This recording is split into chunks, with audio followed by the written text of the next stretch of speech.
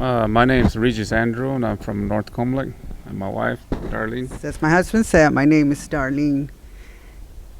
Darlene, and we've been married for 32 years, sir. Yeah. 32, we're going to be going on 33 years. And to be in a relationship, you have to put in a lot of work. You actually have to put in a lot of work to be able to be together.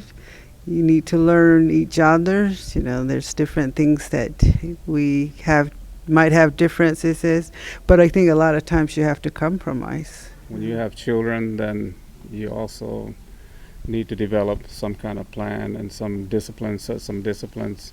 It's really nothing new. It's been like that forever. Parents teach their kids things, expect certain things out of them, and also to respect other people. There are rules and regulations out there, or laws, or customary laws that we all abide by, and sometimes they may seem unfair, but excuse me. But when you think about it, it's all for your own good, for the kids' good, the youth. And I think we've always seen that. We didn't see it from the very beginning because as a new couple, you don't really think of those until, like I said, when kids come along. But the other thing is that a relationship, I guess, is what we're asked of to kind of share what we kind of see. We're getting up in our age. We're in our mid-50s right now, and we met when I was 20, and we were both in our 20s then. So, and like she said, we've had our struggles. We've had ups and downs, and I guess the only way we could make it work was to talk about them, communicate with one another. Sometimes it doesn't involve the children, and that sometimes it's good not to involve them because we're the adults in the family household. We're the ones that make the decision.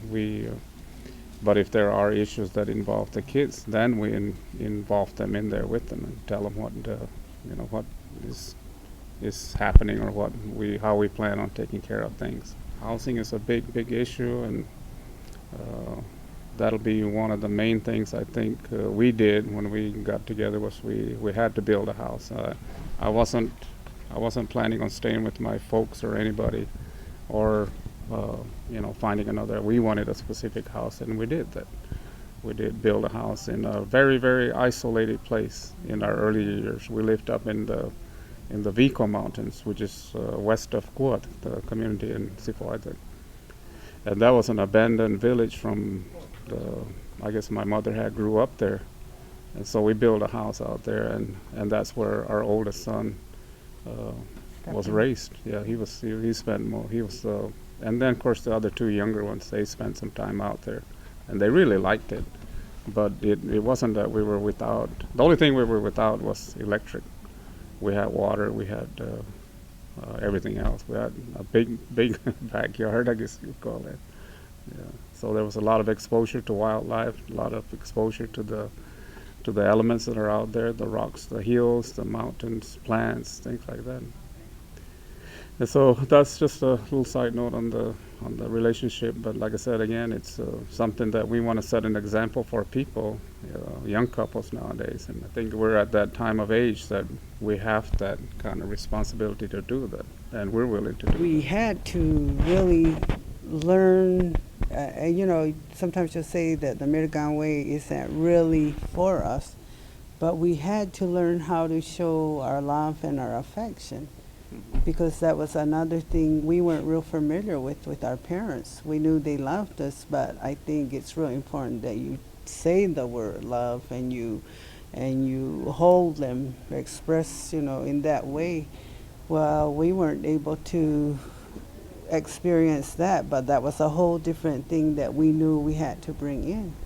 I mean, it was even just like education. Our parents weren't concerned about education, but we were, because we knew that was something that's how they're going to be able to assist themselves. So again, with the children, it's like we had to also learn that part of being. Yeah, and we weren't born with the parental training. We just based it on what we saw as we were growing up.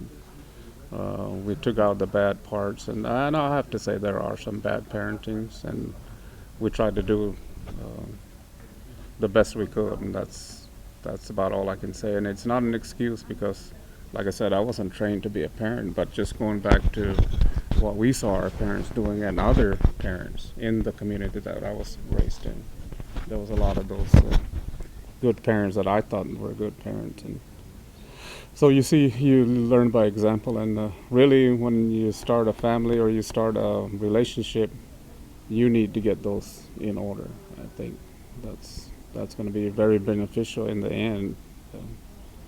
I believe that they are good young men, you know, and we're still here, still trying to assist them in their lives. And I think to be a parent is something that's never going to be a part of your life, because I think now that they're young men, we're still there now transitioning them into another way of how they're going to have to be as adults. Well, just recently I was talking about what my mother used to uh, used to tell us is to learn how to cook and learn to do some things for yourself, because and I don't mean anything by saying this, but every generation is a little different, and it's just not because of the people, it's because of society in general. There might be more women in the workforce. You may not have a wife or a friend that will provide for you at home. So a lot of that stuff we were taught early on to cook, simple meals. It's no excuse to go hungry. I don't think. I think that's what they were trying to teach us, and to also be, how would I say it gently, be selective and be choosy, especially like we don't have any daughters.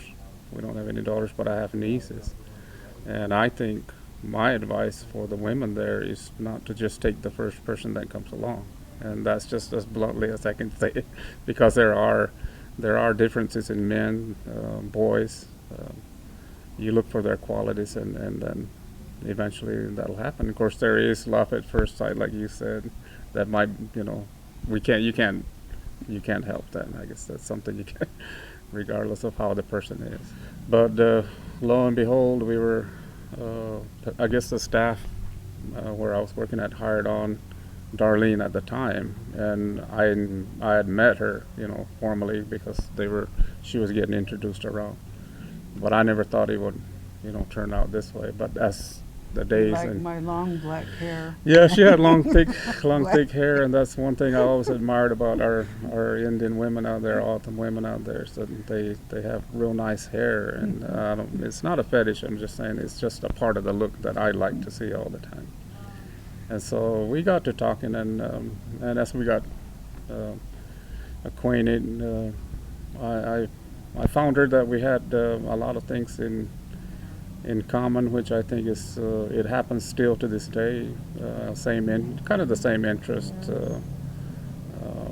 kind of a more optimistic outlook on what the people ought to be, how we ought to be, and what our dreams were. And I think that just meshed, and eventually we made it a permanent relationship. This was a person that I met that was talking about things, space, about land, about.